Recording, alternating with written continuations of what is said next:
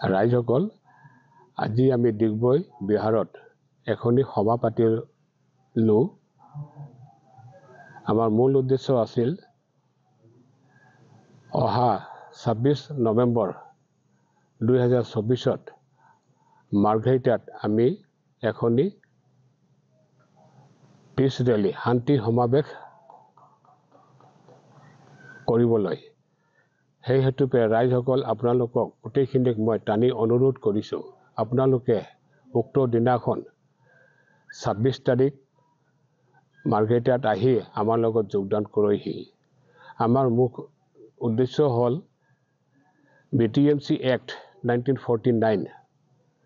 ইয়াক ৰিপিল কৰিবৰ কাৰণে সংশোধনী কৰিবৰ কাৰণে ইয়াৰ মূল উদ্দেশ্য আমি বিচাৰিছোঁ 9জনীয়া কমিটি যে আছে সেই 9জনীয়া কমিটিৰ ভিতৰত গোটেইখিনি বৌদ্ধ সম্প্ৰদায়ৰ মানুহবিলাকক লৈ এই কমিটি যেন গঠন কৰে সেই কাৰণে আমি সংশোধনী বিচাৰি আছোঁ আৰু যেতিয়ালৈকে ইয়াৰ সংশোধনী নহয় তেতিয়ালৈকে আমি এই পদযাত্ৰা কৰি থাকিম আৰু এই ষ্ট্ৰাইক আমি কৰি থাকিম সেইকাৰণে মই যিমান বৌদ্ধ ৰাইজ আছে বিশেষকৈ অসমৰ আৰু আমাৰ তিনিচুকীয়া জিলাৰ গোটেইখিনি মই অনুৰোধ কৰোঁ আপোনালোকে 26 তাৰিখে আমাৰ লগত মাৰ্ঘেৰিটাত যোগদান কৰক আমি এই জোৰ সমদল